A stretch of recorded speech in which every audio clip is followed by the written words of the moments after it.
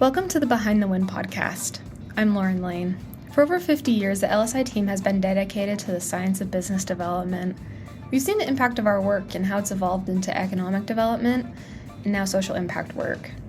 This week, Sean has the opportunity to meet with his longtime friend and colleague, Don Enlow, who's the Executive Vice President at Colliers International. They're going to discuss a bit of history surrounding the podcast, Don's background and how they know each other, his time playing football at the University of Utah, and how he got started working in commercial real estate. Let's jump in.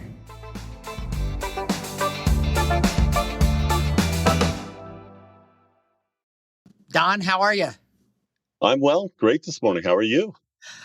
Thank you so much for making time to do this recording with us this morning. We've been looking forward to this for some time, and I really appreciate you carving out the time for us.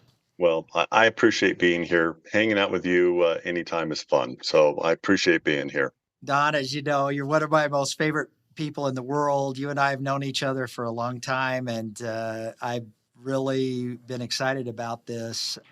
I think it was Summer that said, why have we not done a episode with Don all of these years? And I said, that's a great point. I don't know. I know this has been on the books for a while, and I've been looking forward to it. So thanks for agreeing to do this. Before we start talking about business and some of the things I want to dive into with you, maybe just talk about your background and some of your history playing sports and your time at the University of Utah. I think you've got this very interesting early history that has really forged who you are today. And I think it's important to lay that foundation. Well, I appreciate and thank you. But before I start that, if you don't mind, and I'm not sure how much free rein you're going to give me because I'll go all over the place. So I got to say congratulations to you, first of all. This podcast, and I've listened to most of them, is incredible, Sean. I don't know how many you've done. I know you're getting up probably close to the triple digits. Yeah. Every one I listen to, I learned something from. So I've got to ask you first before I talk about myself, because I find you more interesting than me. Why did you start the podcast, and where did you want it to go, and how has it been getting it to where it is now? Well, our vision is to overtake Joe Rogan as the leading podcaster in the country. Okay. Hopefully you're getting close. I think we've now officially recorded 100 episodes. We're going to we haven't released them all, but Okay. We're close to releasing the 100th episode, which is I'm not going to spoil this. It's really going to be a great episode. But the history behind this was during COVID, and even before COVID. I mean, I've got to say, even before COVID, our company, as you know, has always been very virtual. When I joined the company, and the company was was 20 years old when I joined the company.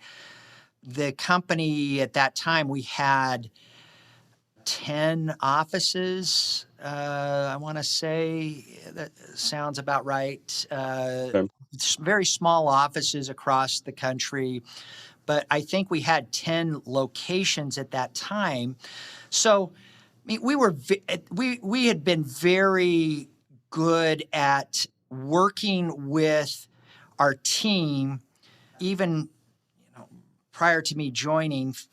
In the early days of the company, there were multiple locations. I think really when the company launched, there were 3 locations across the country. One in Dayton, Ohio, one in out south of Atlanta in Georgia, one in Sacramento, one in Utah, and then grew from there. And then, like I said, when I acquired the company, I think we had 10 locations. So we've always been a somewhat virtual company, and we use technology. I look back at our history when we used telex and fax, and I mean, prior to email. I mean, this was before we had a telex machine, before we had a fax machine or email, and we were doing business in Europe. I mean, that was cutting edge. was cutting edge technology. And one of my big clients at the time, MBB, based in Munich, we communicated every day through telex, which for those of you that don't know what telex is, it really was the predecessor to email.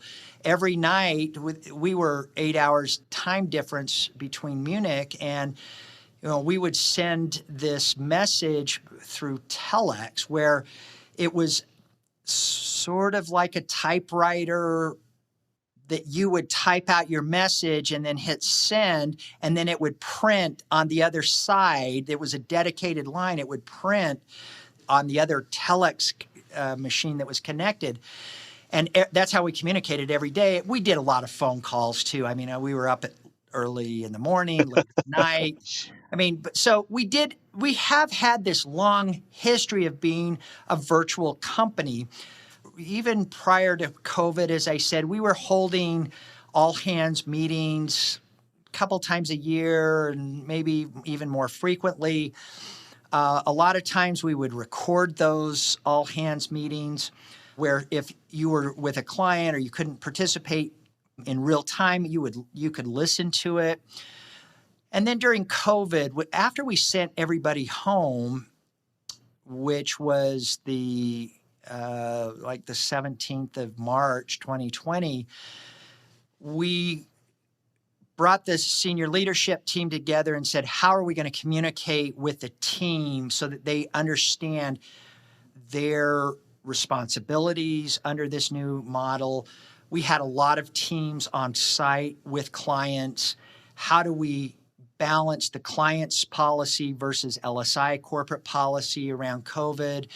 I mean, completely new territory. I mean, never had to have to deal with something like this. Exactly. And so we started a daily stand-up that was what we called a VTC, a virtual teleconference or, virtual telemeeting. We just called it the LSI VTC. And every day we would do a quick 15 minutes. Okay, this is where we're at. This is what we can expect. And every day we thought, okay, this is the day it's going to end. Well, after we were 2 months into this, or maybe even before that, people started saying, we love this. This is our connection to LSI corporate. And they said, what if we started doing some episodes on training? Well, let's use this time to train the team on the LSI tools in the toolbox. And so, and initially I kept saying, Summer would say to me, hey, the team wants to do this, or the team wants to do an Ask Me Anything type of session. I'm like, I don't have time for that. No, Summer, you manage my schedule. And she kept saying, it really was, I got to give credit to Summer because she kept saying, you don't understand. The team needs to hear what the direction of the company is, how do we operate under this environment? And then also, so we were training, I mean, as weird as this sounds now, looking back on it, we were training our team on how to be collaborative virtually, because a lot of times these engagements were on site with the client where we would bring our team together, work side by side with the client. Sure. So we're training our team on just basic stuff. Here's how you use Teams and our collaborative tools. During that time, like a lot of companies, we bought a lot of collaborative tools that we could use virtually, and still it's been fantastic. We've used a lot of these as now integrated into our delivery. So that evolved into more detailed, hey, what we'd like to hear from members of the leadership team. We would like to hear from engagement leads. We'd like to hear from the accounting staff. We'd like to hear from marketing and communications, from whatever. That's just, it's perfect, where you wouldn't normally get that in depth of a communication, and credit to Summer, incredibly insightful. You have so many things that you do that keep you busy, and I know she keeps you on track, and for her to recognize that this was incredibly important from the communication standpoint. Oh, and she's sort of been my priest over the years. As you know, she can keep me grounded, and she's got this subtle way of, no, we really need to do this. She'll listen to me when I'll say to her, Summer, I don't have time for this. And she'll say, no, we need to do this. And then I end up doing it. I do everything Summer asked me to do. Of course. So that evolved into, somebody said, why are we not doing a podcast? Why are we not sharing this information? I mean, initially, a lot of this was proprietary information, but then we were saying, whoa, what if, our team said, this Marcom team that Summer was really given a lot of guidance to, and they were trying to get my time. And I was like, I just don't have time for this. But they kept saying, what if we shared this information with our clients then? And, really turn this into a formal content where we now have a repository for our team that they can use for their benefit, and the history of the company, where what really resonated with me, Summer said this one time, she just took me aside and said, we've got a huge team spread out all over the country. The members of our team will never have an opportunity, for the most part, they're never going to have an opportunity to spend an hour with you understanding the history of the company, understanding your vision, understanding your expectations for quality and delivery, and understanding the rest of the company that they may not have visibility into. This is their opportunity to spend time with you through, as a third party, listening to conversations about the company. And then so I said, okay, let's go down this path. And I said, I think I agreed. Lauren probably has the better recollection of this than me. I thought we were going to do maybe 10 or so and see how it goes. And now we're, I think, over 100 recordings, and it's just we've had a lot of great feedback. So I appreciate your thoughts on it, but that's the history of this. And like I said, we're about to take over Joe Rogan as the leading podcaster in the country. Well, Sean, I'm a podcast junkie. I've got dozens in my queue. I don't have Joe Rogan. I need to check him out. But and we trade podcasts and talk about it. But this is one that's always on there. It's always consistent. And again, I'm always so curious, just like you are, to learn from other people, and having that opportunity in somebody's voice and perspective, and having that open communication is incredibly valuable. And I enjoy it every week. So thank you for the background on it. You and I have talked about it on a surface level, but how powerful it is that you're able to communicate these things. Not only to the company, but now to the clients. You talked about proprietary information, but understanding, what, we're good. We can share this. This is really important stuff. Well, it's important for our community. It's important for our client base. It's important for our entire market, and I also think it has become a great onboarding tool for us when we hire somebody. If somebody wants to go into in-depth online learning platform around proposal development or capture or economic development, social impact, any of the tools in the LSI toolbox that we talk about, they can do that. We just had a member of our team that said she was working on a proposal for a Alaska Native corporation, and she was trying to get some information on the LSI history around working with these ANCs, these Alaska Native corporations. And she came back and said, oh my good, just unsolicited, she came back to her boss and said, oh my goodness, I listened to Sean's episode on the Alaska Native Corporation and LSI's history. working with ANCs, and it was everything I needed. And she wrote the proposal from that podcast based on our Fantastic. history. Whereas so it is, I think it is accomplishing a lot of this vision that the team had around building a repository of evergreen material that our team, that our clients and the market can benefit from. And also, I mean, somebody said this to me the other day, and maybe you have said you've listened to most of the podcasts over the last several years, but somebody said, "You've gotten better at this." I said, "Well, okay. I mean, that's probably true." And I said, here's the other thing was early on, I hated it. And Lauren and Summer can attest to this. I hated doing these. It was like, okay, let's do another one. And now I've really come to enjoy this time that I spend even with close friends, because I always learn something and that I may not have known. So it's been an interesting journey.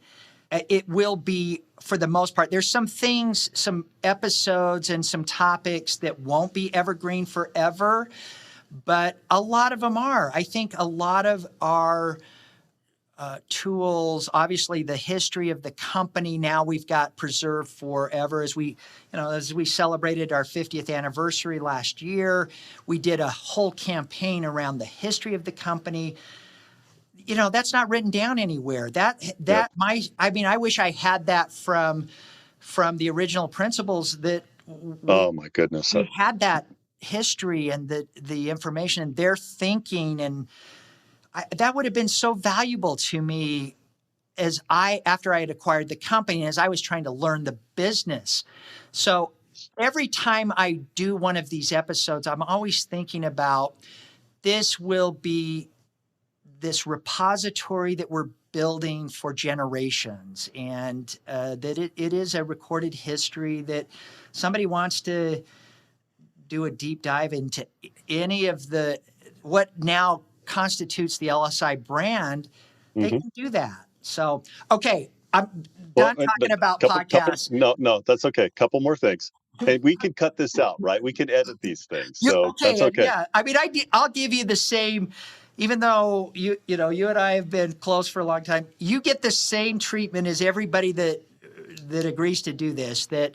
And for people that don't know this, we have an agreement that anybody that does a recording with us has the ability to cut anything out of the episode, including pull the whole thing. And we always give a transcript to our guests on these episodes, and you'll have that too. If you want to edit, cut out anything, or including pull the whole thing, you've got that full autonomy. I want this to be a conversation. I don't want this to be feel uncomfortable, and I want it to be fun. And so I just found that giving that option to those guests that agree to do these recordings makes them feel like, okay, this will just be a conversation between us, like we're sitting in the conference room or over coffee or something, and low pressure.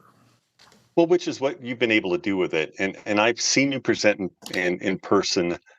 So polished, so insightful, so engaging. So it's funny where you said you hated doing this up front because you're a natural at it, right? And maybe it's just because it was a different venue. Very much so. I mean, I've got my superpower, as I've told you before, sitting in a boardroom, making a presentation, reading the room, being face-to-face with a client. That's always been my superpower. And then trying to replicate this virtually has been a new skill for me to learn. And I don't think I'm as good as being in person with somebody in a presentation, but I mean, I do. It's getting close. I've been in both places, so I do. I do spend a lot of time preparing. I mean, I probably spend somewhere between 6 and 8 hours preparing for a recording, and then,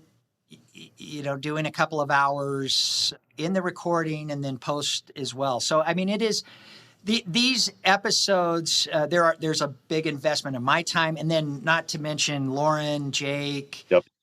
Chris, the whole team. Summer. I mean, there is a big effort and investment in all of these episodes that I think are becoming better. We've learned a lot over the years, and it has become something I'll look forward to now.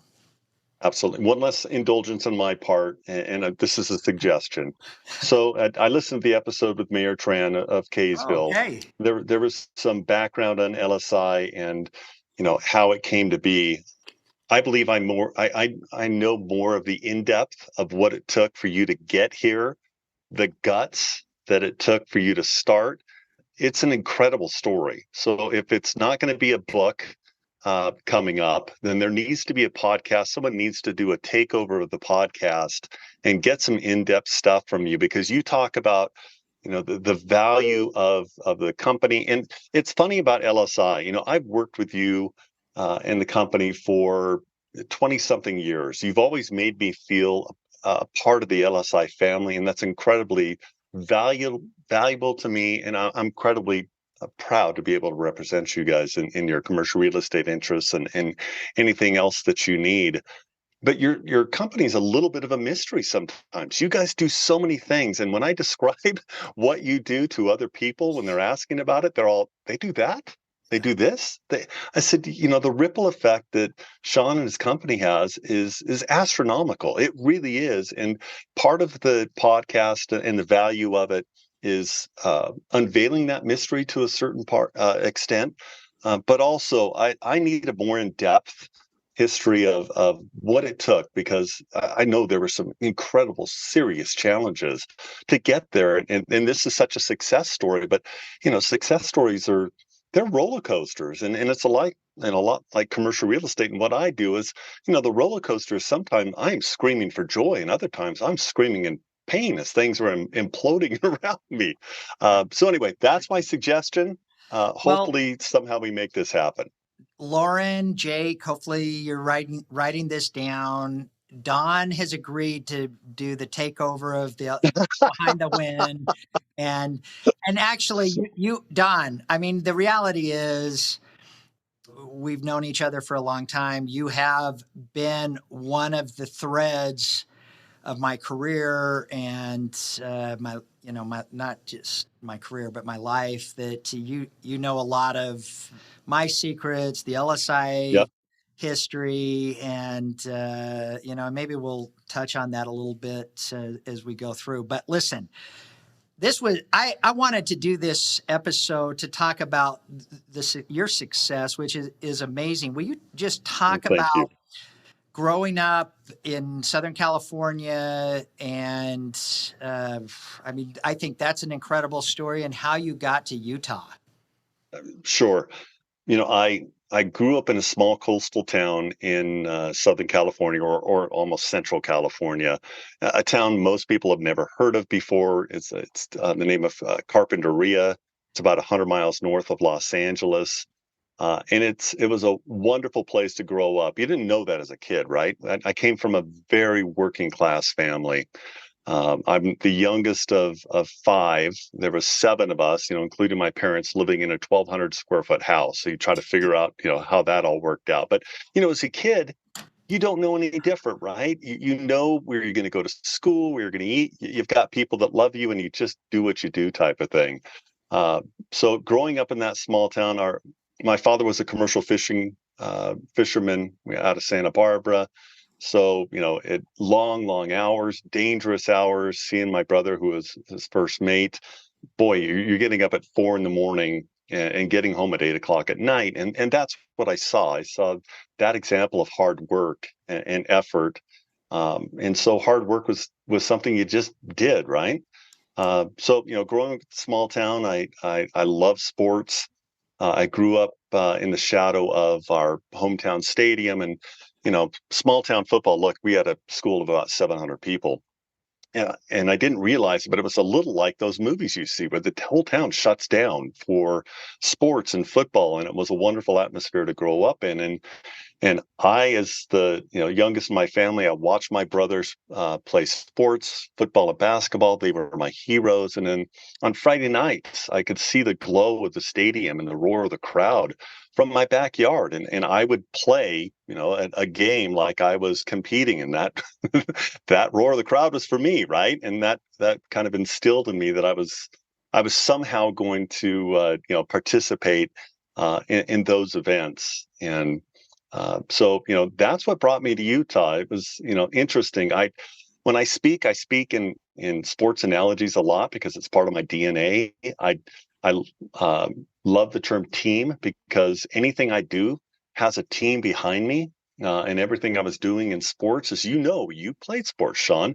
Someone's got to get you that ball so you can run or score, and all the parts of the puzzle to get you there. And so sports played an incredibly important role in who I am, and still to this day, it has had that effect. So anyway, I went to a small school. It's interesting. We have a very small town paper, and there was an article a couple of years ago about how many athletes from Carpinteria High School went to Division I schools. It was actually an article about a friend of mine's son that had gone to Oregon State, and then it listed 2 other people that had gone to Division I schools, and one of them was me. And for that to happen is incredibly lucky. And you look at the steps of why certain things happen. And if I could go back and thank people, right, that said something, the story of what brought me to Utah is really interesting. And that no one notices that small school. And in Southern California, we were a blip on the map of these major schools in Los Angeles, even though we would go down and play them. But it's also, when I was in junior high, I was terrible, Sean. I was a 3rd string athlete in football and basketball. And, I was always a bigger kid, but okay, well, let me just set the foundation. When you say you were a bigger kid today, you're 6'4". 6'5". You're still 6'5". 6'5". So you haven't shrunk yet. 6'5". No. I mean, 6'5" at your peak, 300 pounds. No.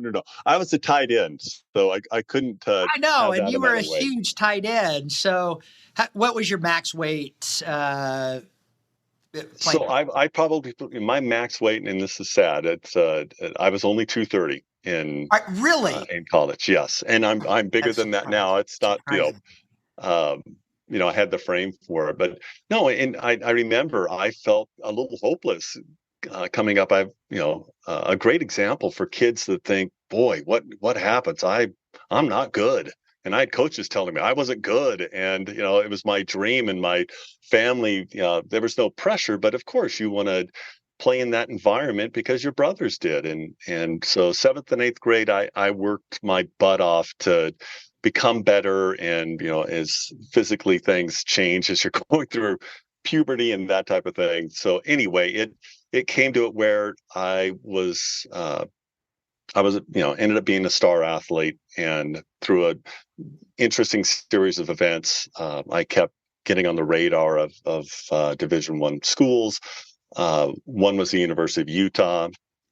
The coach came out and watched me play basketball and checked films. And so anyway, came here on a scholarship, and from a working class family. Sean, I didn't know how I was going to afford college. I'm the only one in my family that has ever gone to college and graduated college. And my siblings are incredibly hardworking and very successful in their own right. But for some reason, I knew at a very early age, I wanted to go to college. And so that was my vehicle. That's what brought me to Utah. So I think this is something that not a lot of people know about you, and we're going to talk about your time playing football for the University of Utah, which was incredible. But a lot of people know you as this star football player for the university, and the accomplishments that you had playing football for the Utes. But that really was not what you wanted to do. Your first love was basketball. Yeah, I love that. Well, I was a little bit of a latchkey kid. My dad was working long hours. My mom was the stability of the family because commercial fishing, boy, if it was stormy or something, you weren't making money. And she was manager of a customer service for Jostens, the ring company and graduation company, and but she worked long hours too. So I'd come home from school, I would do my homework, and then I'd go shoot baskets in my backyard. That was my friend, the basketball standard, for hours and hours, and I would play that game in my head, and I absolutely loved it and got better at it. Right? Anything that you talk about the 10,000 hours type of thing. Well, it sure helped in that way, and it was, and the thing I loved about it, there's something about playing sports and the cheers and the roar of the crowd, and that gets you fired up. Well, basketball, I mean, it's right there. My brothers and my father, we're not a quiet family. My brothers and my father. It was like they were on the court with me.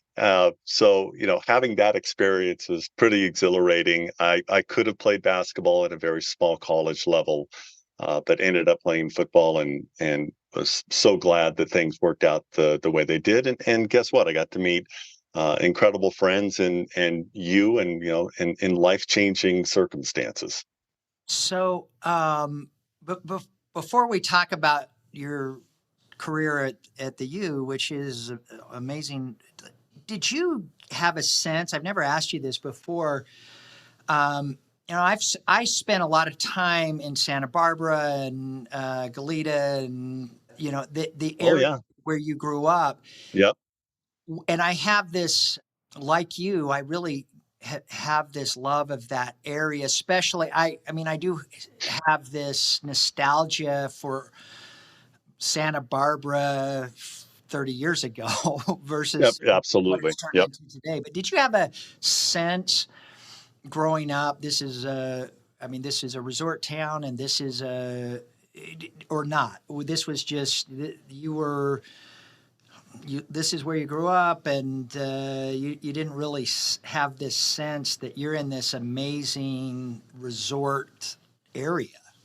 Never. I didn't. And as a kid, I don't think you have that ability, right? It's just where you live and go to school and where your family is. So Santa Barbara was the big town where we were. It was, the resort town. It's where our boat uh, was docked in the harbor there, and where we had our slip. Carpinteria, 10 miles to the south. Most people don't know about it because they drive right through it. The 101, if you're traveling north from Los Angeles, it's below grade. Unless you get off, you don't get to see this incredibly quaint, wonderful town that really is one of the few that has not changed up along the California coast. I mean, there's some certain things, but the beauty's still there. The community feeling is still there. They've done some amazing things at land preservation, Sean, that, a great example for other communities. They've preserved 50 something acres right along the bluffs above the beach that the community gets to use, and that open space is so incredibly valuable. And going back to my family, my parents were able to afford this small house. It was incredibly cheap. It's that typical California story, right? In the 50s, you bought your house for 20 something $1,000 and you're barely making the mortgage, and now it is what it is, because it's discovered.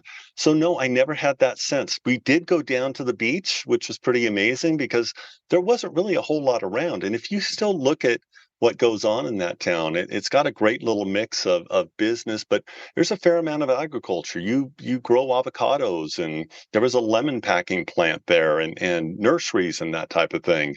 So it has a different feel than a lot of the more glamorous types of towns like Santa Barbara. And like I said, I was fortunate, even before I knew you, that I was going to Santa Barbara. I was going to Goleta a lot. Mhm.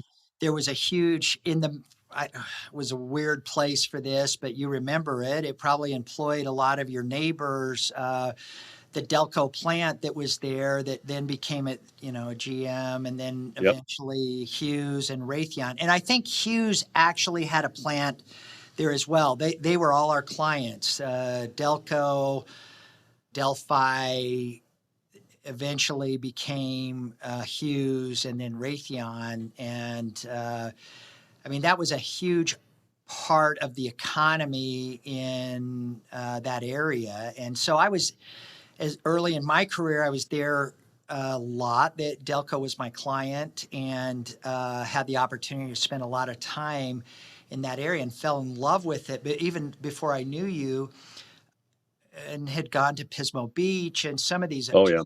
amazing, beautiful. I mean, this is some of the national treasures, I think, of America. If you have not seen some of these areas of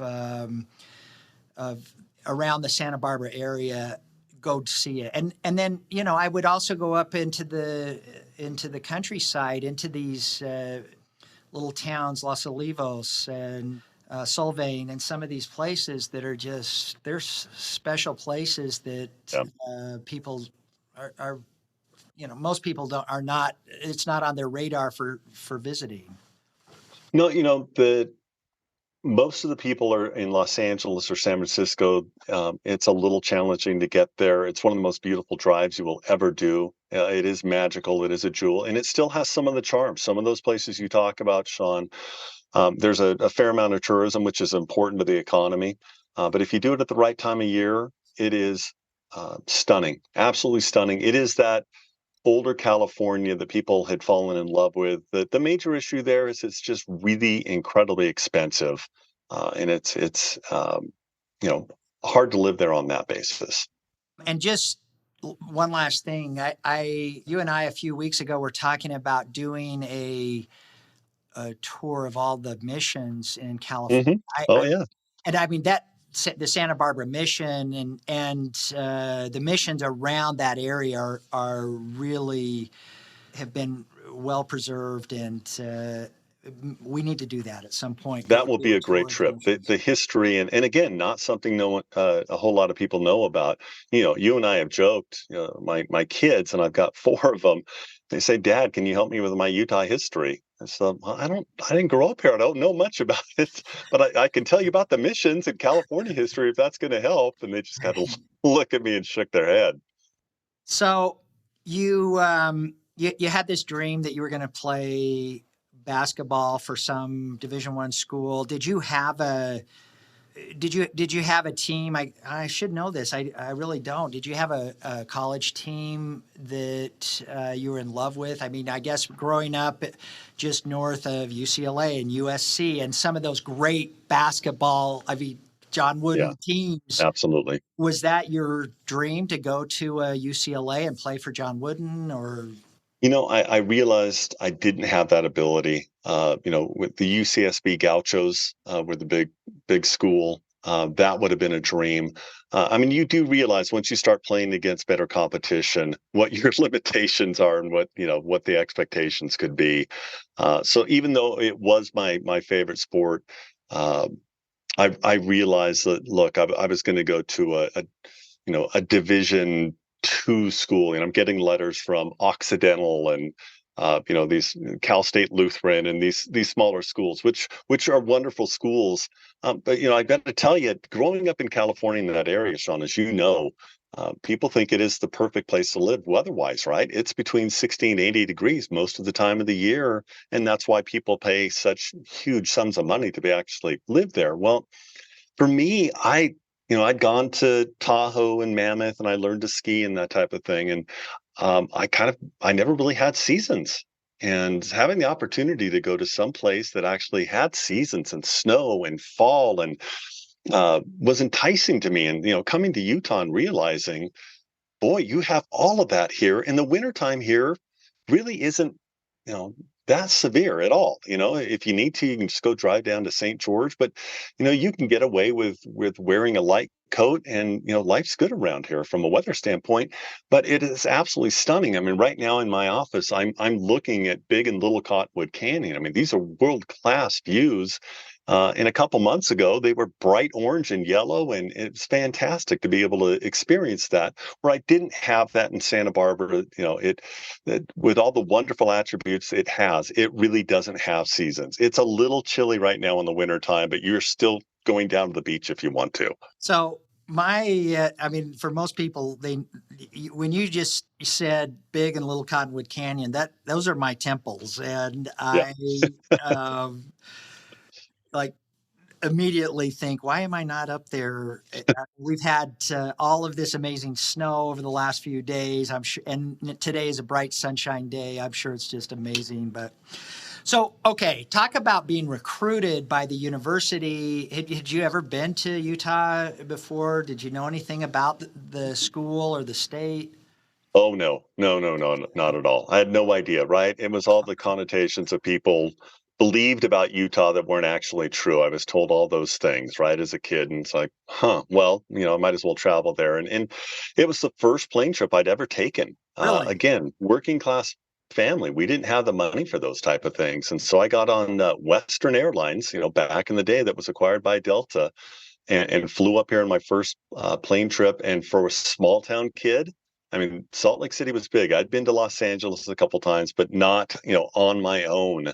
Really? And the downtown and the mountains, and then just the things that you were involved in, going to the basketball games and getting the tickets. And it's nothing like it is today. But in that situation, you felt like you were pretty important at that point in time. So during your recruiting trip, I mean, you and I share this love of Ron McBride. I mean, did you have an opportunity to meet with Coach McBride and his various staff? Tell me about what that was like being recruited into the U at that time.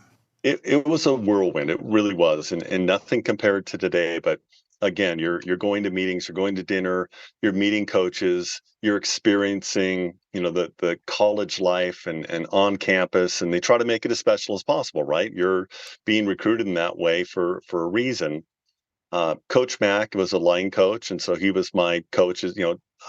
Tight ends are a little bit of a hybrid, right? You've got the receiving end and the blocking end. But Coach Mack, one of my favorite coaches in the whole wide world, there's a good reason why his players love him to death. He was a great teacher. He'd correct you, and get in your face when needed. But afterwards, he'd come up to you and say, "We're good." I said, "Coach, yeah, I love you. That I absolutely. You're trying to make me better." Coach Mack was a wonderful influence, and then the guy that recruited me, Coach Halsey, I still communicate with him today. He left a couple of years after I was there, but you have to understand, you're coming up. I was 17 years old when I came to the University of Utah, and a major change, and between college and the practices and the commitment and those sort of things, it gets a little overwhelming. I mean, you just do your best and try to figure things out. But the coaching situation was interesting, and I had a successful career my first couple of years up, and because I was recruited for a specific offense, and unfortunately, my coach that recruited me and the coaching staff got fired 2 years into my career. And I've discussed this with you. If it happened these days, I'd be in the transfer portal. I'd be going someplace else. But you would have done $1 million NIL contract, so it would have been okay. Well, we players, from decades ago helped build this. I'm not sure where our residuals are, someplace for that. But, right. I'm glad that they're actually getting it because, the talent is creating so much of what is happening. But going back to the coach getting fired, which is odd. At 19 years old, I became obsolete as a college football player because the next coach that came in had a completely different offensive scheme. And physically, I was, it's a West Coast offense. They're expecting tight ends to run 4.6, 4.7 40s, and you can only do what you can do, type of thing. But in the long run of things, it was a fortunate change for me in a way because less hitting, less damage to the head. You worry about these days of what has happened with college football players and the punishment that they take. Now, I still played a couple of years. My role was differently and did everything I could to earn that scholarship that they had entrusted me with. But I started focusing more on academics and what I was going to do after football. And I'm a little bit of a geek when it comes to the stock market and economics. I always had been. I was reading the the newspaper. There's not much of those around, but the stock pages and looking at, companies like you were talking about and trying to understand those things. And so going into economics, I was so curious. It allowed you to be curious about a whole lot of different things. And then you understand the whole basis of economics is, what runs our system today. And funny, after shortly after we met, and you're an econ major from the U. It is amazing how many points in our lives have intersected, and just it's this. I tell people this all the time. I think that what we think are coincidences really are not, and I sort of feel that way as well. But about our long-term friendship and the opportunity feel the same way. to work together. But it is strange how many points that we've had in our lives that have intersected, and it's just maybe we can talk about that for a few minutes as well. But did you have some sense or fantasy that you'd play professional football? Not after the change. And then again, you realize when you're playing against these big schools, and the University of Utah, we were in the WAC back then. I dreamed of playing in the Pac-10 back then because I could have gone and played back home, as you would say, right? Southern California and those schools. And when Utah had that opportunity, it was a dream for me. But, back then, the level of competition when you're playing Arizona State, Air Force, and some of the talented people. Yeah, and you realize the level of people that you're playing. These guys are amazing, right? Mm-hmm. You've never been hit so hard. You thought you had speed until you played against somebody else. So no, I did not have illusions that was going to be the case, and that was a good thing. It allowed me to focus on things that were going to help me later on in life. You worked so closely with Ron McBride as a freshman and sophomore. Were you surprised when they made him head coach? No, it's the way he related to the players. There's always just a love for the coach, and I've had some bad coaches in my life, and I still remember them. And I don't want anyone to have to experience that. But the coaches in my life that sports related were more than that, right? They taught me lessons that have stuck with me. My high school coach, Coach Panazon, was such an incredible influence in my life, and took chances on me when I was younger because he saw the possibility of talent. And I had a bit of a chip on my shoulder where I wanted to prove myself, and he lives in my hometown. I still visit him and thank him for what he did for me and the influence. And I don't think coaches realize the things they do and say. And you and I have discussed this in so many different ways. Coaches are unsung heroes, and there are unsung heroes all over our experience that they don't know what they've done, but they're incredibly important to you. And Coach Mack was one of those guys. He loved his players. He didn't have an issue, saying that. He was tough, though. He would get all over you, right? It's two ends of the spectrum, but he did want to make sure that you knew, hey, I love you, but I'm going to get on you. I'm here to make you better. Where some other coaches just aren't like that. They're not in it for, they don't realize the impact they can have on, especially a young person's life. Right. If you think back of your time at the University of Utah, is there any one memory that you have playing football, or anything that stands out from your days at the U playing sports? There's not one memory. There's kind of a series when you're running out on the field, and people don't have that experience very often. When do you have 50, 60, 70,000 people cheering at games? It's a very unique niche experience, and having that experience, I appreciated it. I was grateful for it. Again, coming from where I came from, and to be able to experience that was special. And I tried to recognize it at that point. This this is quite different. So along the way, you decide, okay, I'm going to be, I'm not going to play professional football. I need to get a real job at some point. Sure. And then what influenced you to go into the econ department? Because I can tell you at that time, what most people don't realize is that the University of Utah economics department, I loved it. I loved every minute of being there. As did I. So much, but it was a weird place, right? Maybe you could people don't understand. It's one of the only economic schools in the country that is still under the Department of Behavioral Sciences. Yes, I know that always. There's a reason for that too. Sure. I think I look back on my experience there, which I am so grateful for and loved every minute of it. But I also thought, whoa, that was such an interesting far left. I mean, not just left. You had to take 2 years of Marxist theory in the U. The U. Oh yeah. Talk about your time in the econ department. Why were you there, and what influenced you to pursue a degree in economics? So for me, it was the broad spectrum. I wanted to understand how the world worked from a business standpoint. I did look at the business school.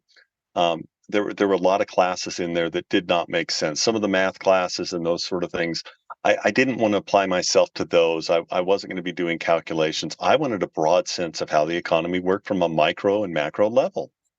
And that was just from a pure curiosity standpoint. And like you were talking about, talk about a broad spectrum, right? You're taking Marxian economics and listening about, how that was created. And then you would go to the other end of the spectrum. And, I actually started taking my classes based on their professors because I was so impressed with how they presented things. Sean, I still have some of my blue books, as they called it, where we took our test and you were able to espouse the theories and the information that you were provided and then back them up, right? I still have some of those, but the Dr. Chapman's and Dr. Vrooman's that I was involved in, I love the way they taught in story form, and that's how we learn as kids, and that's how we learn as adults. I can still tell you the stories that they talked about from an economic micro and macro viewpoint. It was an incredible part of the education, and I looked at it as a big jar of candy, right? You can just figure out which are your favorites and take it. Some of the teachers, I would get Marxian economics. I would argue against it. It was a good way to learn. So that was sort of my experience as well. Lance Girton, who really took me in. I was in the School of Business after spending 4 years in the science department, getting a degree in biology, and then transferred into economics transferred into business. And my first semester, I had a finance class, I had an economics class, and I like business statistics or something. My first semester, at that time we were on quarters. My first quarter in the business school, and Lance Girton, who taught this introductory econ class, just took me aside and said, "You're wasting your time in business school. It's not going to teach you to think. You want to think, get a degree in there you go, and it'll give you a different perspective." I was so great, and then he stayed with me through graduation, and I was even looking at becoming his graduate student, and I really owe him a lot. But whoa, at the time, if you wanted to get in America, if you wanted to get a degree in Marxist economics, you went to the University of Utah. It was the leading school for Marxist theory. And you think about what was going on at the time when we were in the School of Economics, and all of these communist countries, Marxists, they're all crumbling, and we're testing this. We're telling these guys, how do you explain this? Okay, you're telling us that this is the right model. Look, how are you explaining all of these economies crumbling? And it was such an interesting time that gave me a foundation and an appreciation as I eventually got to go into some of these, some of the former Soviet bloc countries in Eastern Europe. Yeah. Going into some of the, I've been to almost every country in Europe and almost every country in Asia. And many of those countries, I had some understanding of the history and the thinking around this shift to, we're going to build economies out of Marxist theory. And I'm really grateful that I had that. So, and maybe that was your experience as well. Well, you talk about it being in the behavioral science department, and Marxian, and so much of that is, from a Marxian standpoint, boy, no, everyone can't be equal. You can't try to distribute everything. It doesn't work. That you got to be paid for your effort. And, we learn those things from a behavioral standpoint. I was invited to come back to the U for almost 10 years. I served on the board, and what was interesting is there's still this just adversarial relationship between the School of Business and the School of Economics, or the discipline of economics. That was, I guess I just didn't appreciate it at the time. I just thought, well, this is weird that it is in the Department of Social and Behavioral Sciences, but they were there because the Department of Business kicked them out and said, you're too crazy for us. And they were, but it gave me this, it did teach me to think differently about, especially my pursuit. I don't know if at the time you were there that you had to declare a discipline. We did at the time, which mine was public sector economics, and which by that time I knew this was going to be my career, and that I thought this would be beneficial. And I still use so much of that theory today in the foundation, the principles that I was taught at the university's econ school. And did you have a discipline that you had to declare? No, I was a few years ahead of you. They did not, and I'm not even sure what that would have been. But I got to tell you, the economics department up there loves you, as you know.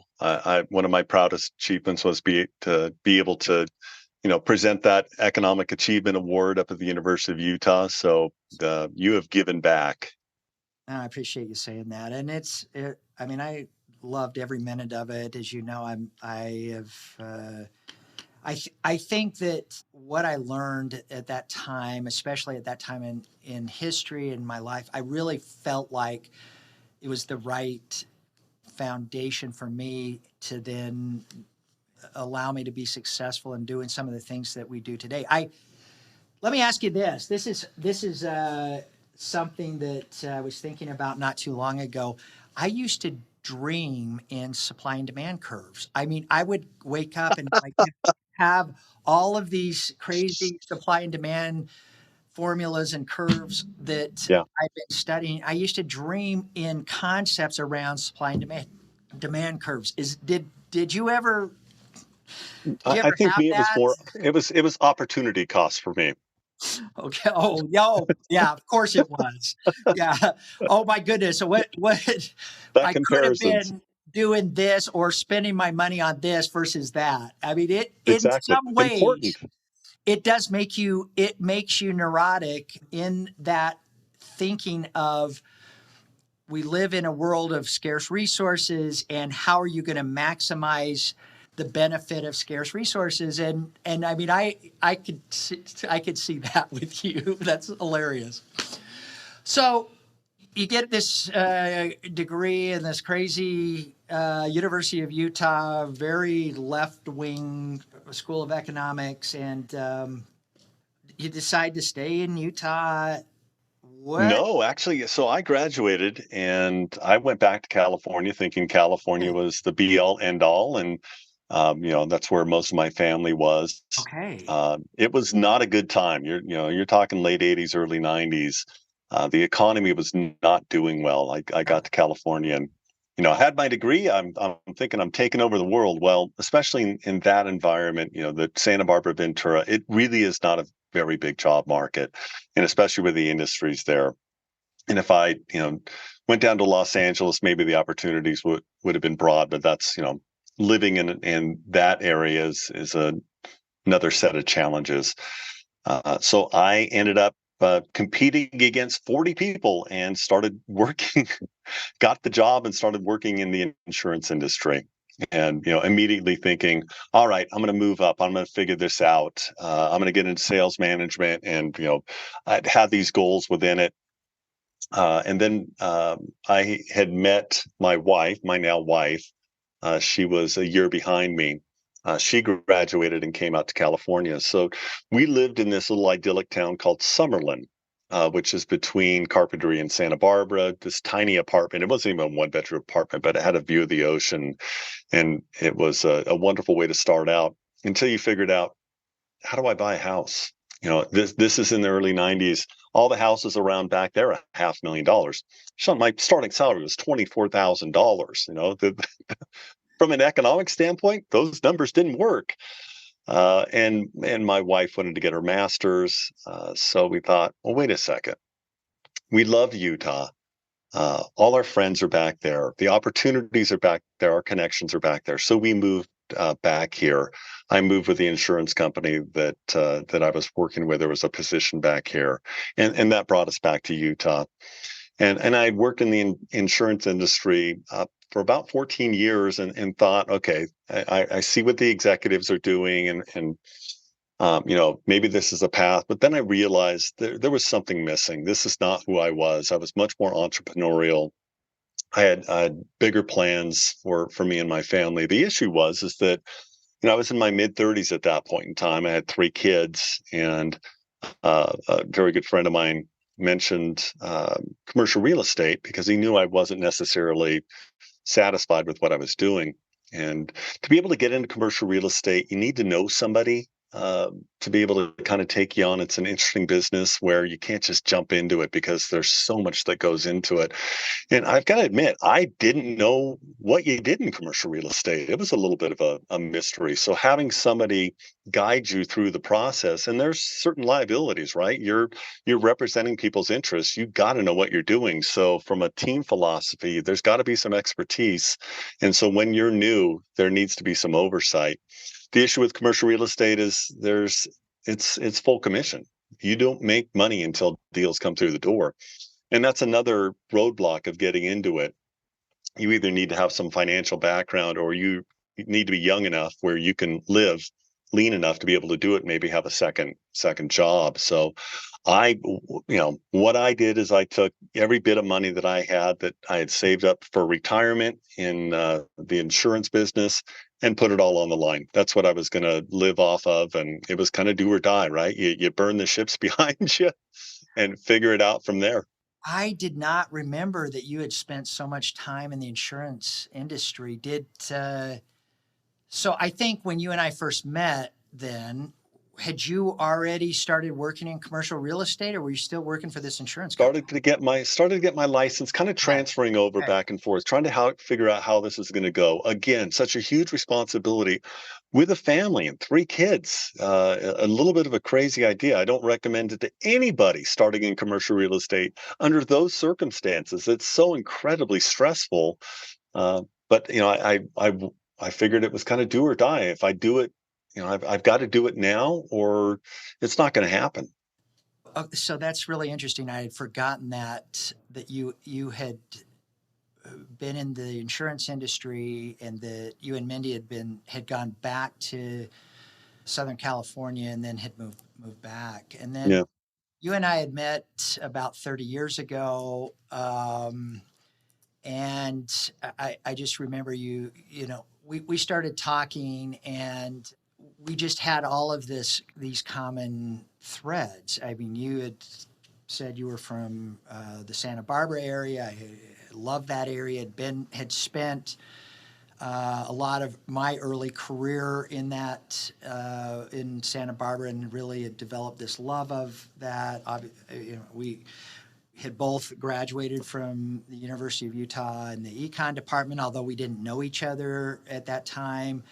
You and I had this love for the University of Utah football, and just we and then strangely enough, our children were about the exact same age. I don't know how that all came together. Exact same age, and so we just had these common interests, and I remember you said to me one time, have you ever thought about commercial real estate as a long-term investment? And you said, that really you'll be happy investing in commercial real estate down the road versus continuing to rent. And I was like, I just had bought the company, and there was a lot. I felt like shortly after that time, it was the .com bubble, but you had really encouraged me to look at buying commercial real estate as the company grew, and eventually you went on to handle all of LSI's commercial real estate, and have just given us great guidance and direction over the years on so many transactions. But I've really admired you, Don, as you and I developed not just a working relationship, but a real friendship over the years, and your discipline and in your personal life and in your business, that for as long as I've known you, you get up early in the morning. I always know 4 or 5 o'clock in the morning, you're going to be up, and you're probably going to be studying or working out, lifting weights, as you continue to do through your whole life. And I've seen that translate into the success you've had in your career in commercial real estate over the last 30 years. And maybe talk about some of your routines. And I think so much of sales and winning the business that we talk about in Behind the Win, winning the business is showing up every day, doing the work, turning the crank every day. That is such that is such a simple but misunderstood concept, and you really embody that in all the things that you do. And I mean, I'd love to hear you talk about your routines on a daily basis, both and why you're still like one of the strongest guys I've ever met. And I mean, I think you're still squatting over 700 pounds or something crazy like that. But I see that in your business too. And you mentioned it is a challenge to think, if I don't close business, I don't get paid. Yep. That's highly motivating. Talk about that discipline necessary to identify these opportunities and then close this business. Sure. And thank you. High compliments. I appreciate hearing that from you, especially from you.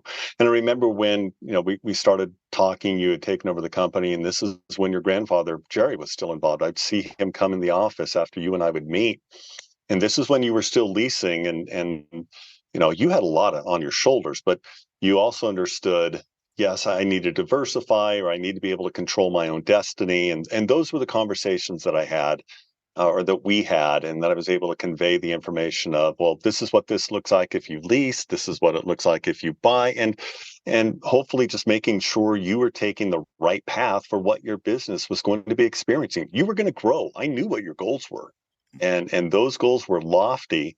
And to be able to have a home, to be able to operate your business, that was a conversation that we were having.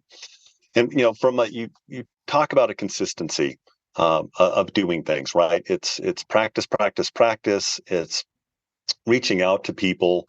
And part of what I do, it has to be routine. It's, if I wake up in the morning and I work out, whatever that is, I need to get the blood flowing. It's amazing. You probably experience the same thing if you're on the treadmill or something. That blood flowing, you get incredible ideas. It's almost like I'm typing in my phone uh, these ideas that I've come up with, and it's a great way to start the day. And I'll tell you, some days I can tell when I haven't started the day that way. I'm not as productive, not as much energy, and so that's really, really important to me. It is just a function of who I am and something I will do the rest of my life because that's just the way I'm wired.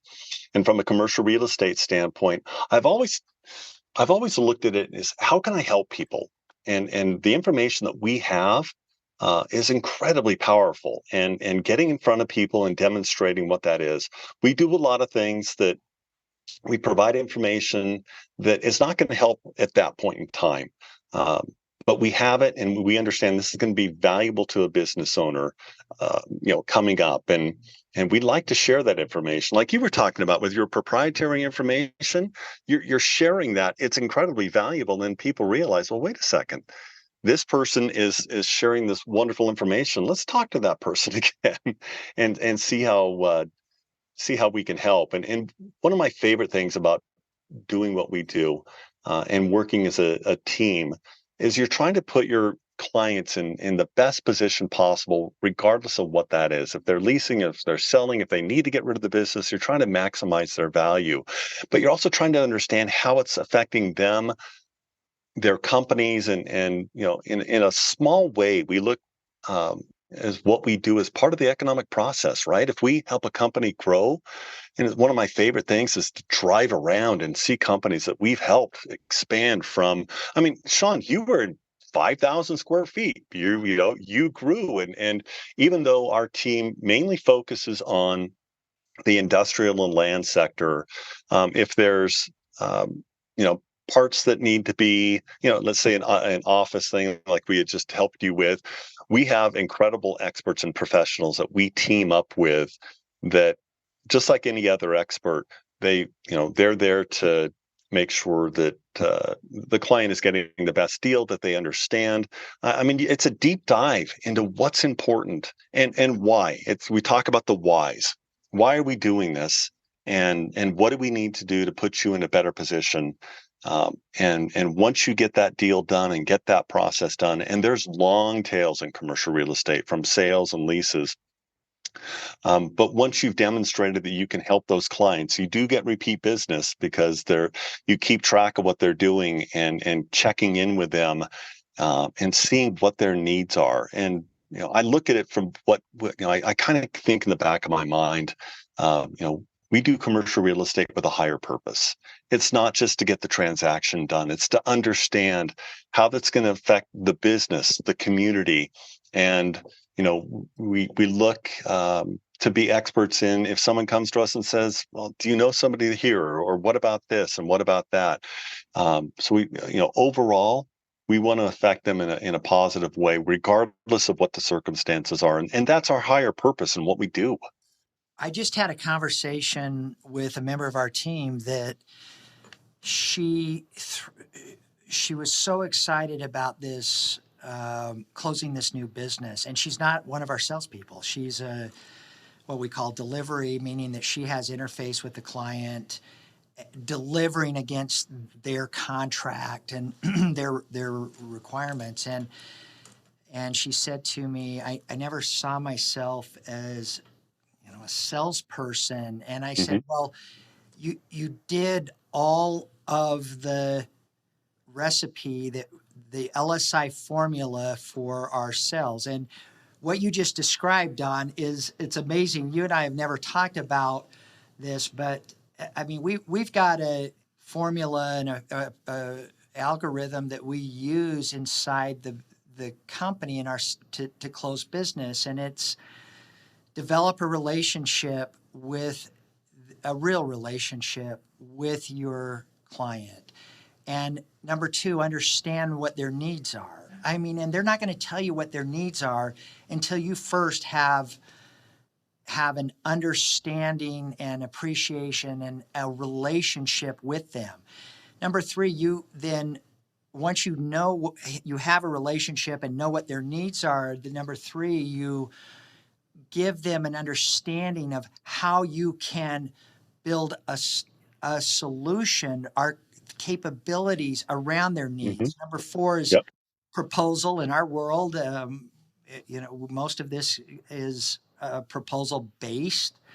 We need to build a proposal. And number five, continue to follow up and build on that relationship. It's what we call our sales life cycle or business development life cycle. And there's a lot that goes into every one of those steps, as you know, and it really is a skill and a science, but you have done that so well over the years. And a big part of that I see is you show up every single day.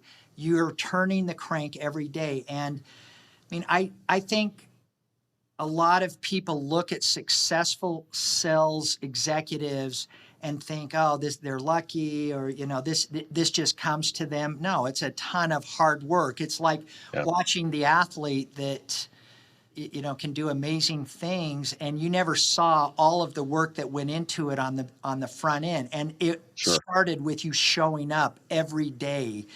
And I've always admired that about you. You always show up every single day and turn the crank. Well, it's a long-term investment, right? In anything, and you're never sure how it's going to pay off in the long run, but you just continue to bank that information and the time that you're putting into it. And, in my career, how it started out, I started out with a small brokerage, a boutique brokerage that cratered. Most of the people there had experience. They went off to the major brokerages. I ended up going with a group called Coldwell Banker Commercial, and started with Brandon Fugel, who and have some associations with, and we were a brokerage of about 20 people, and I've been with Brandon, most of my career now. We're a brokerage of 120 professionals, and back then we were Coldwell Banker Commercial. Now we're Colliers, and part of what Brandon did is build the company, and he's such a prime example of, I'll tell you, showing up. He's an amazing friend and an incredible example of what he's been able to create for us. But now with Colliers, we're the third largest commercial brokerage in the world.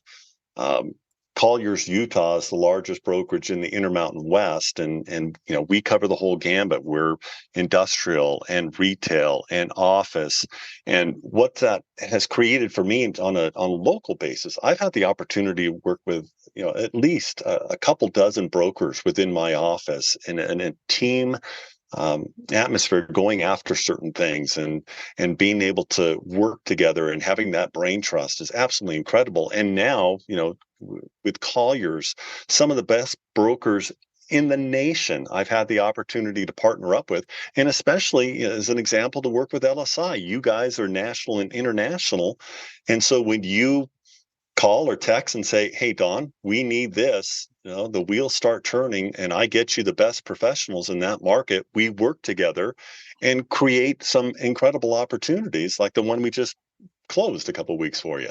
I'm so grateful for your guidance and direction, and your subject matter expertise in commercial real estate. It is, and I didn't understand that 30 years ago, how specialized this market is. It's not just like, it really is it takes expertise and a specialty. And we've talked, I want to talk some more about a couple of things, but one of the things, we've talked a lot about football in our conversation. I had a coach, and I think about this every day. You talked about the impact that some of your coaches had on you. And I loved football as a kid, like you did. I had this fantasy that I was going to play professional football, and I never had the athletic ability, and frankly, I was a skier. I wanted to ski. A pretty incredible skier, by the way. You and the rest of your family. My coaches there was we living in Utah. You probably didn't have this in California, but our coaches would forbid us from skiing because they didn't want us dealing with some knee, ankle I could see that. injury, right? So we were prohibited from skiing, and I think at some point I just said, no, I'm a skier in my DNA and not football. But one of my coaches who I had an opportunity to play for, we never lost a game. Wow. The 3 years I played for him, and like you had, this coach had a profound impact on my life. And the first thing that he said to us as a team was, stop trying to get a touchdown on every play. Mm-hmm. Yeah. You only need to worry about advancing the ball 10 yards. That's it. That is your focus. Stop worrying about getting the ball in the end zone. You need to focus every play on advancing the ball 10 yards and getting a first down. I love that concept. And so we called it moving the chains. Just all you need to focus on is move the chains, guys. Mm-hmm. And I think that people today, I watch this all the time, that they underestimate what they can do in the long run and way overestimate what they can do in the short run, right? That they always think, this is the play, I'm going to go in for the touchdown. And no, it isn't. You're not. You need to move the ball 3 yards and eventually move the chains. And what I've seen, maybe, there's a lot of controversy about football now and the future of American football. But what I watch in you, Don, and that I really admire, what you've taught me, is this concept of move the chains. Just every play, focus on moving the chains, and you're going to get the touchdown. And that might be as simple as a meeting, a phone call, a text message, that you are going to advance the chains from one stage of the sales cycle to the next, and being focused not on every play you're going to get a touchdown, right? I tell our sales team, I talked about this sales cycle that we have, and engage the client and understand their needs. And number 3, and I use my hand as this model. Your thumb Sure. is engage the client. Your index finger is understand their needs. Your middle finger is give them an understanding of your capabilities. Number 4 is your proposal, right? And you can always remember that. It's your ring finger. There you go. Is number 4. Give them a proposal. 5, close the business and follow up. I say to our sales team all the time, and I see this all the time. I see this personally and throughout the world of selling, that if you start with the proposal, you will fail. If you don't lay that groundwork and look at advancing the chains through the sales cycle, you're going to fail. I mean, imagine if the first time you went out with your wife, Mindy, who I've known for a long time as well, you said to her, you proposed to her, let's get married. She would say, you're crazy. And that's what so many of the sales people I know, they want the touchdown. They want the proposal 5 minutes after you meet the account. And that is a surefire recipe for failure. And what you do so well and why you've been so successful is moving the chains down the field. All you need to focus on is advancing the ball 10 yards until you're in the end zone. And you've done that so incredibly well because you're disciplined, because you show up, because you turn the crank every day, and you're focused on moving the chains. And if anybody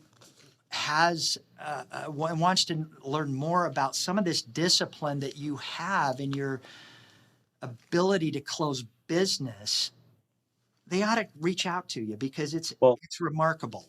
Sean, I can say the same thing of you. And, you and I talk about football as an analogy for life a lot because it really is, even if you don't understand it, moving the chains, people get that. When you get knocked down, get back up. Practice, practice, practice, those type of things. It's part of the DNA of what we do because it carries on. Good coaching. You are a leader. You're the CEO, but you're a coach, Sean. And I look at our CEO, Lou Kramer, who's one of my heroes. That man is coaching in so many different ways for us, and Lou very well, and he is a good friend of yours, I've and you known can Lou longer understand than that. I've known Lou longer than you've known Lou. I knew I know Lou he in keeps. Yeah. DC. When he was in DC, I knew Lou. Yes. So you compliment me, and I greatly appreciate that. But you operate by the same standards. I see my mirror in you, and you take it to another level. I don't know how you do what you do, and circling around when we were talking about that's why we need to have a takeover podcast to find out how Sean Slatter does what Sean Slatter does. All right. Well, like I said, I've challenged Jake and Lauren and Chris. You're going to be you can take over our podcast. For that reason, absolutely. Okay. As we wrap this up, I want you to know how much I've appreciated our friendship over the years, and I'm not going to talk about. You have been a sounding board for me in my personal life and in my commercial real estate investments over the years, and have always given me great guidance. And one of the things that this year, I'm really proud of a couple of things that we accomplished together, and I couldn't have done it without your help and closing on a few properties, but especially this Washington D.C. office that has really, I believe, it will transform our business in the Washington I do too. market. We have. We're really excited to announce this new office. We've consolidated all of our office space in Washington, D.C. in the district. We had space in Northern Virginia and throughout the National Capital Region, consolidated across from the Capitol in the most iconic spaces in Washington, D.C., 101 Constitution, and your help and support in making that happen, and your team. And Mark Sullivan, they did a great job. Fantastic guy. And I could not say enough nice things about Colliers and the support as our partner in the commercial real estate business that has given us the foundation, the tools necessary for us to be successful and make good decisions around our commercial real estate. And anyone that is looking for or needs support anywhere in the country, I would absolutely, without hesitation, recommend Colliers and call Don. We'll link all of this in the episode notes, your contact information and bio and all of that. But especially this year, we have done a lot this year with some major acquisitions that I'm so excited about and could not have done without you. And just I want you to know how much I appreciate your support and recommendations and guidance as we've executed on these transactions. So thank you so much. Well, that means everything. And, words fail me sometimes. You're one of the best men I know, such a trusted and valued friend. And, it can probably go beyond that. It is our absolute pleasure and honor to be able to help you guys create what you create. And on another level, it's funny, you and I are able to discuss all kinds of big ideas. And some of these things that I come up with, I come to you to either, to say, this isn't going to work, or, yeah, we're going to figure this out. We can do this. And that's what LSI does for companies and communities. And, going back to all the things that you have expanded to from an economic development standpoint. But the things that, and this is one of the conversations you are going to have later on this afternoon with Lou is how do we create opportunities for communities, and LSI doing those things from a small scale to a massive scale is just so incredibly impressive. And I want people to know more about what you guys do, and the immense ripple effect. I mean, hundreds of billions and probably trillions of dollars of impact in what LSI has done. People don't realize it. You are an unsung hero to the communities and the economy as a whole, Sean. Thank you. That's really kind. It's true. Well, like I said, as we keep talking about wrapping up, two more things I want to ask you. One is, you were just given the Colliers Award for Values. And I mean, of the thousands of Colliers executives, for you to receive this award, national award, I could not agree more with this, and so well deserved. And the accomplishments that you have, and the help that you have supported us, one of your many clients, hundreds of clients, so well deserved. And we'll link to that in the episode notes. But I could not have agreed more with that Colliers Award. Congratulations. And then thank you. What do you do when you're not selling commercial real estate? What are some of the things that you do?